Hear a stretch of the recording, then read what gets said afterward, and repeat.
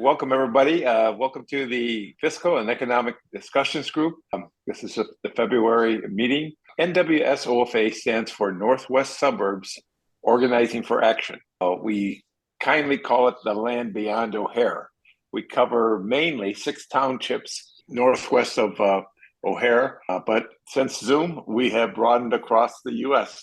with many people joining us from not only the U.S. but other countries. We have 5,200 members in our organization, and we work on issues. So we have 10 different issues that we work on.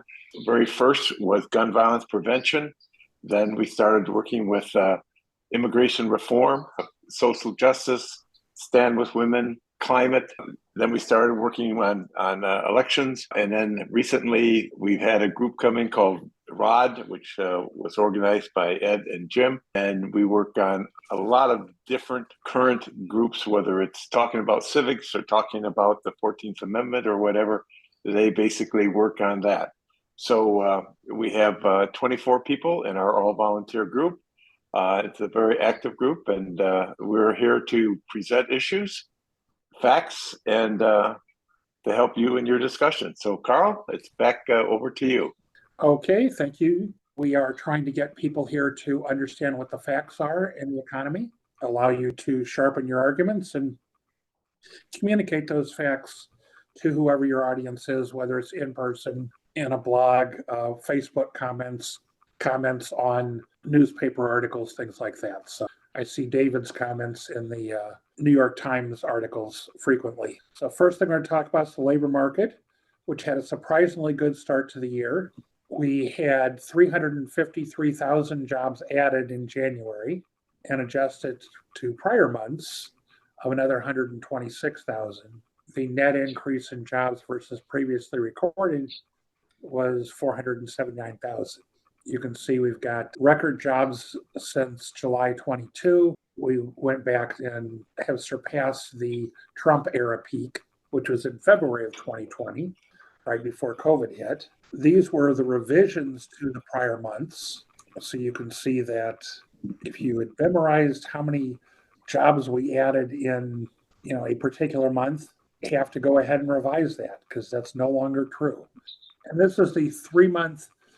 The bars here are the monthly job changes. The line is a 3-month average of job changes. We see it had been trending down from the middle of 2021, but it's gone up a little bit in the last 2 months. And this is jobs creation under Biden has been 409,000 jobs per month since he was inaugurated, and 282,000 per month since the pre-pandemic jobs peak level was regained in July of 2022. And this is the fastest in terms of any president since World War II. Obama's second term job creation was faster than Trump. Even Trump pre-pandemic, we actually lost jobs during Trump's 4 years. The first time we lost jobs during a presidency for the length of the presidency since Herbert Hoover in the Great Depression. And this is just jobs recovery. This is the blue is the current, the most recent recession. We passed things in July of 2022, and we're now almost 5 million jobs ahead of where we were pre-pandemic. The red line is the Great Recession, which started at the end of 2007, and the dot-com recession was back in 2001, started under Bush. The unemployment rate, typically when people talk about the unemployment rate, they talk about the U3 unemployment rate, which is the number of people who say they're unemployed, percent of the total workforce, people who say they're in the workforce. It's people who are looking for a job, but have not worked in the prior month, but have looked for a job in the prior month. The U6 rate is people that have not worked in the prior month, but have looked for work at some point in the prior year, plus people who are working part-time that want full-time employment. Now, there's 2 surveys every month. We get the employment numbers, payroll jobs from a survey of businesses, and they're reporting. So it tends to be a little bit more variable. But this past month, the labor force shrunk, the number of people employed shrunk, employment to population ratio shrunk a little bit, actually grew a little bit. So I'm not sure why that's a negative. But the number of people unemployed shrunk.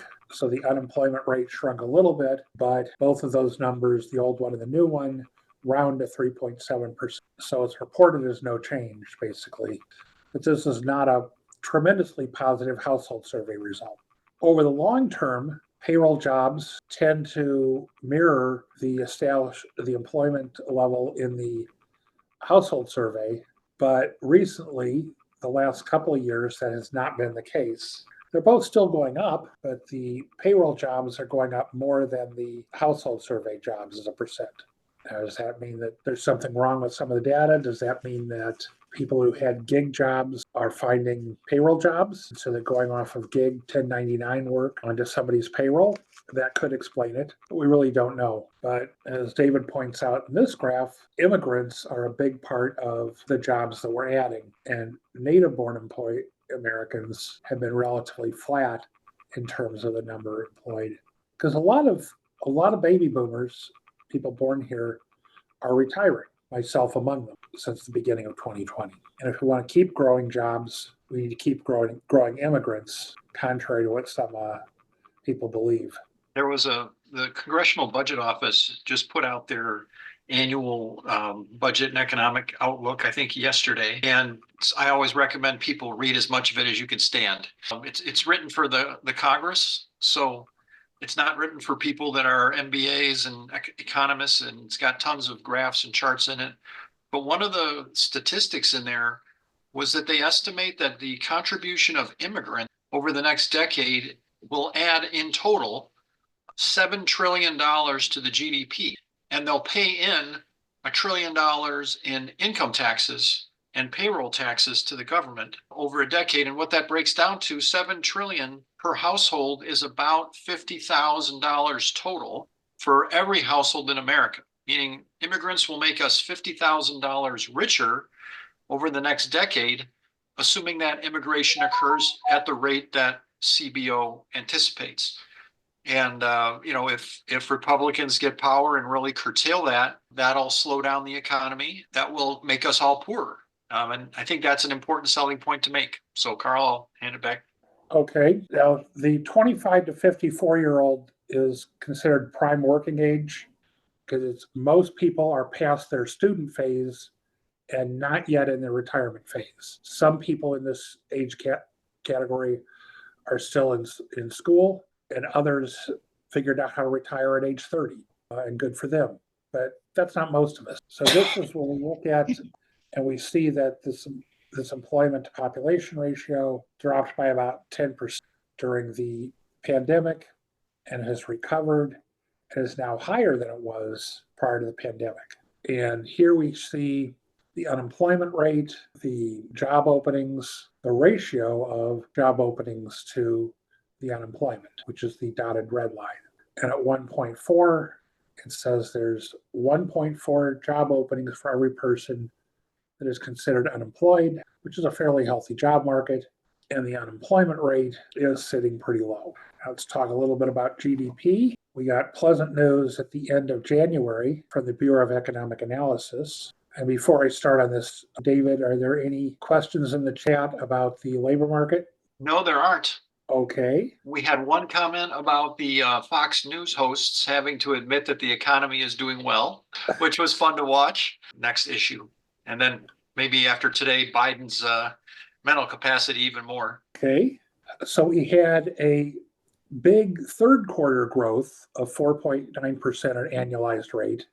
We were expecting something more like 1.5% in the fourth quarter, and we got about double that at 3.3%. Now this will get revised a number of times. It'll get revised once a month for 2 more months, and then it'll get revised over time. But these last 2 quarters are higher than we've had in a while. Good real GDP, and as it says, no recession. What are the things that contributed to this 3.3%? Consumer spending, exports, state and local government spending, business investment, federal government spending, inventory investment, housing investment, and imports are a reduction to quarterly real GDP. So pre-pandemic, we had a peak in the fourth quarter of 2019. We dropped in the first 2 quarters of 2020, pretty substantial drop. We've been coming back, actually got back by the second quarter of 2021 to a new high. A couple of slight declines back in 2022, but we're back to steady growth. And this is gross domestic product per capita, showing that it also has been going up. It's not just the fact that the population has been increasing. And comparing annualized growth rates among our most recent presidents, we had about 2.2% growth under Obama for his 2 terms. Pre-pandemic, Trump had about a 2.84% growth rate. Overall, he had a 2% growth rate for his 4 years, and Biden so far has had a 2.84% annualized growth rate. And this is a really easy to follow graph, but what it does show is that our recovery from pre-pandemic, which is here, is the strongest among these countries. Well, David, shall I continue on inflation? Yeah, please do. The PC idea was yours. It's a good one. Okay, well, it's actually the Fed's. The Fed, when they talk about their 2% target, well, the most reported inflation rate by the press is the CPI, Consumer Price Index. The Fed tends to focus on core PCE inflation, and that's what they're targeting to get down to 2%. And so we see, and this is 12-month numbers, we see that we were below 2% until early 2021, especially the way prices collapsed back with the pandemic. We got high in 2022 after Russia invaded Ukraine, and it has been going down since the middle of 2022. So the 12-month core inflation is at 2.9%, and overall PCE inflation is at 2.6%. But on the shorter time periods, anywhere from 1 to 6 months, we're right around 2%, or even less on the 3-month. We're getting very close to where we're reaching the Fed's target. And I'm hoping that the Fed will look at these numbers and not the fact that we're having really good employment growth when they decide that they can go ahead and not raise interest rates anymore and maybe start to reduce them a little bit. Okay, and this is a comparison of the CPI versus the PCE on core versus overall. And again, the peak inflation at 12-month 9.1% in June was after the Russia invaded Ukraine, and gas prices kind of exploded after having shrunk back in 2020. But gas prices have been falling, although I think I noted that the last few weeks they've gone up a little bit, but they have been coming down since August. Looks like Anthony's got his hand up. Do we have a question? You can certainly unmute and ask. Yeah, actually questions from long ago. Back on the Q3, Q4 GDP slide, is there any well-accepted explanation for why Q3 and Q4 were so much higher than expected? Not that I've heard. No. The economy is doing well. There's been productivity is probably the correct answer that I've been hearing from economists, but I find it hard to believe that that is causing those numbers to jump that much. But that seems to be what it is. Output per person, and workers are up, and the output per person is up a fair amount. I'm not sure why the productivity is up, but that was one of the explanations that I've heard from different economists that I follow. But they don't seem to know exactly why. It surprised people that it's this strong, in this economy with this many people. The other theory that you've heard from us before is the sort of the excess savings concept, which is that people saved up an enormous amount in the pandemic and they've been spending it. But why they waited until spending it now as opposed to earlier, or why they're spending relatively more now than before, doesn't stand up very well. And now I'm reading that people maybe have kept up their big spending even as they've run out of money and they're running up credit card debt. Well, yeah, there's some of that too. The delinquencies are starting to go up a little bit. So, yep. So anyhow, the CPI and the PCE, and it's not real important that you know the why they're different. It's just know that they are a little different. PCE is reported later. December got reported the last week of January, where the December CPI got reported in the middle of January. So we get the CPI sooner, but the Fed, who determines interest rates, likes the PCE better. And here, something that we remind people of is that if you go back to pre-pandemic and look at what's happened to wages and inflation CPI, and it would look even better if we use the PCE, but wages have gone up faster than inflation since the start of the pandemic. Early on, wages went up a lot, and this is a fluke. What happened when 22 million people lost their jobs in 2 months back in early 2020, most of those jobs were low-wage jobs. Trump requested states shut down schools and restaurants and bars. And so a lot of the jobs that were lost were lower wage jobs. And so if you have, let's say 3 people making $10 an hour and 3 people making $20 an hour, and 2 of the 3 people making $10 an hour lose their job, the average wage is now higher, even though the folks who are making $20 an hour are still making $20 an hour. And that's kind of what happened when we look at this blip here early in the pandemic. Since then, we've actually had real wage growth for the last, 3.5 years. And this goes back into the 1960s, that real wages, again, the spike I just described, where low wage people got laid off, but we're back to where we have a more normal mix, and we have higher real wages than any time before the pandemic.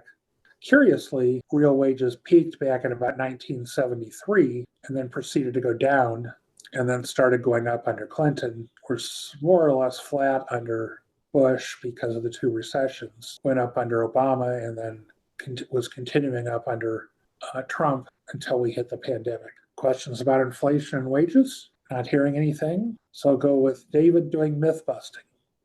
All right. Thank you, Karl.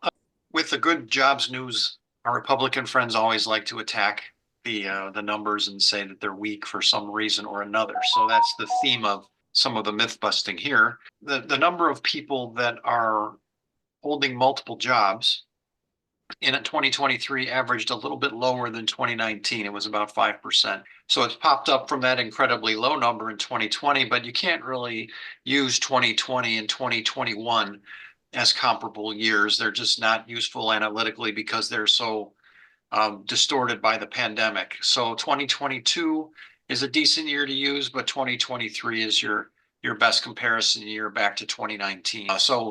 This is not a reason. The idea that everybody needs 3 jobs to pay for inflation doesn't show up in the data. Another myth is the idea that all these job additions are government, or that all the jobs that Biden has grown during his, or created during his administration, were sort of just recovery of Trump jobs. Karl explained earlier that we're about 5 million jobs higher than Trump ever was, and that right now the all employees piece here, the government employees are a lower share of employment than before the pandemic. So we're more like 14.6, 14.7 right now versus 15% before the pandemic. And remember that government employees go up every 10 years for the census, which is one reason why you have a peak in government employees back in 2020. And again, also the argument that, or the claim that it is all the jobs are part-time and they're not well paying. We already covered how high the real wages are. They're historically incredibly high. And then the share of people that are working part-time is also lower than before the pandemic a little bit. So again, it's just more myth busting we have to do to clean up the lies. You can rely on those job numbers. They're very robust, not only in the pace of job creation, but the level, the wages that are getting paid, and then how many of them are just private sector full-time jobs. It's not government. It's not people working 3 jobs, and it's not because of people working part-time. Also, there's been some noise lately because there's been a lot of layoffs in the tech sector that are getting in the news. But understand that in any given month or quarter, there are millions of jobs that are lost and gained. That's fairly standard. And so here's a nice comparison that shows that, historically, if the number was in that 1.9 million range, 1.8 before the pandemic, now it's down to 1.6 as of December. So this is not, a heavy layoff economy by any stretch. It's just a lot more noise being thrown in the system by people that want to make it look like the economy is not good for political reasons. And it's very solid. Another myth we come back and forth to every now and then. There's been some good news in the news recently about the crime rate in 2023 is falling a lot. We don't have the FBI official data yet.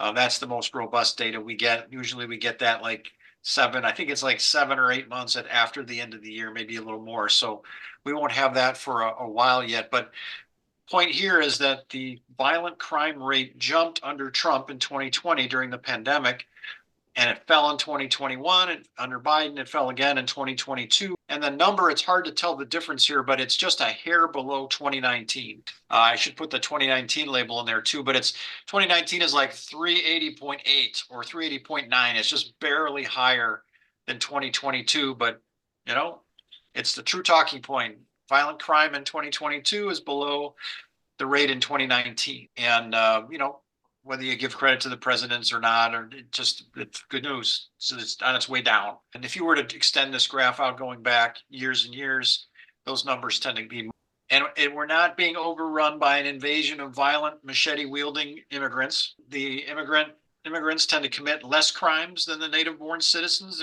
They're mostly trying to stay under the radar and out of trouble and come here to work and make a contribution and build a life. That's the left graph. On the right side, though, after they've been here for a generation or two, they're pretty much like the rest of us. Enjoy that first generation surge when you can, and then the crimes start to go up. But the idea that we're being invaded and that we're all in danger because of the border, you know, still waiting for evidence. We haven't had a big terrorist attack. These immigrants are, you know, generally when they're allowed to work, are getting right to work because we got 9 million open jobs. A couple of summary slides that we share that have a lot of data in one place that are easy to cut and paste and put on Twitter or Facebook or wherever else you tweet, or if you want to just use some of the information for writing, you know, comments to newspaper articles or sending letters to your politicians. We kind of dissect it here for you, distill it down.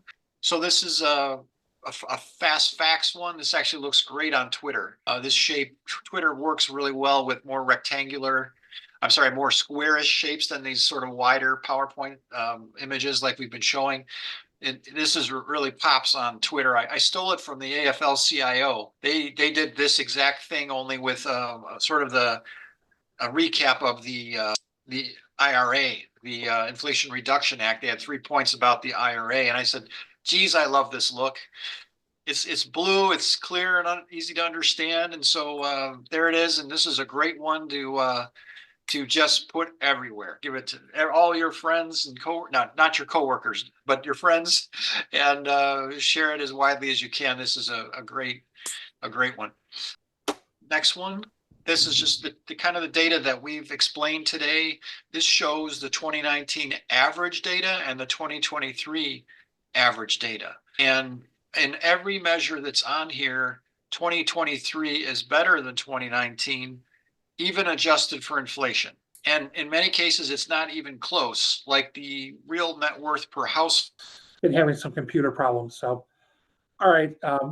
Again, what you can see is Trump pre-pandemic, his best economy ever, versus where we're at last year under Biden, and a little bit better under Biden than Trump, which is not real shocking to anybody who follows this. Then if we go to 2019 versus 2022 and 2023, we get, again, net worth for the bottom 50%, a lot higher, but dropping a little bit. Real net worth for the 50th, 90% folks that actually own some of the stocks, because the stock market has gone up, and the number of people who are uninsured has gone down after going up under Trump. Some of Bill's favorite graphs of job creation 2019, Trump's best year against 2023, last year under Biden. Job creation was higher under Biden. Real hourly wages slightly higher under Biden, but up. The S&P 500 is up, and the net worth of the bottom 50% of households is up. So things are, again, looking up versus the Trump years. And some articles that cover the economy under various presidents. We sometimes talk about the fact that 10 of the last 11 recessions started under Republican presidents. There was a short recession in 1980 under Carter, but other than that, there's been a recession under every Republican president, actually going all the way back to, but not including James Garfield, who served 6 months in 1881, who was the last Republican president who did not have a recession start on his watch. But otherwise, every Republican president has had a recession start on his watch. So if you want a recession, elect a Republican president. I see a hand up from Glenn. Question, Glenn? Yeah, over here in Lucas County, Ohio, you know, I've been sitting in on these things and on your thing, and I want to say it's a real privilege to sit down here and talk numbers and economics with you guys. I find this very informative. And anyway, with that being said, now we all know the economy is doing better under Biden's leadership and how his economic plan is working. The other day, I was at a meeting with a Lucas County commissioner. She was touting that the mayor of Toledo was patting himself on the back because they're going to build an ice rink in Toledo. And I kind of raised my head and I says, well, that's all well and good, but that really doesn't move the needle economically for the city or the county itself. I mean, because like in East Toledo, the mean income in East Toledo is $35,000. So there's not and according to Smart Assets back in 2022, Toledo was, according to them, the 19th on the most distressed cities out of 150. And they cited a 1 in 4 poverty level in the city of Toledo. The city of Toledo has, at last count, has 270,000 citizens in it. So just Toledo alone, not Lucas County, just Toledo. So you're talking about 65,000 roughly people. As I'm saying, you know, don't break your arm patting the mayor on the back with by building an ice rink, because it shows it doesn't push the economic needle in Lucas County forward. The light bulb kicked on, and it got me to thinking there's got to be some commonality points within Biden's whole economic plan that we could sell to county commissioners. Now, granted, you can't cookie cutter this thing, but maybe if you came out to the 10,000 foot view, that maybe there are some points, some economic plans that county commissioners could use in order to push their economy in a long-term economic betterment. Does that make sense, or am I just babbling like a maniac? I'll confess that most of my analysis is done at the federal level. So when you ask the question, it's a good one. I don't know. I don't have an answer. I'll have to think about it. But is your thought, what can county level people do to help boost their economies? How would you phrase it? That's correct. Using the tools that Joe Biden is using nationally. How do you hone that down?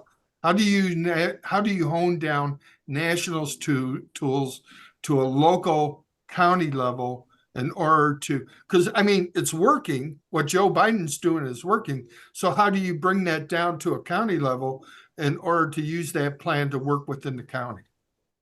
Do you happen to know if the ice rink was part of the investment? I'm sorry, the infrastructure bill or no? That I don't know. Okay. I just heard about this.